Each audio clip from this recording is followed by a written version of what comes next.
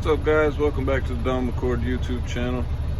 I got one here for all the Smokey and the Bandit fans.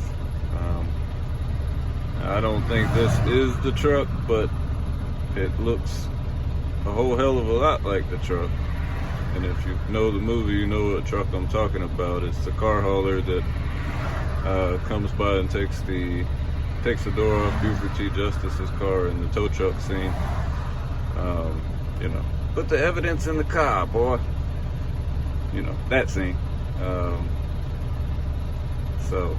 But yeah, it's out here in Piedmont, Alabama. It sure would make a great replica. It's the same color, the same GMC or Chevy 6500, I believe they were.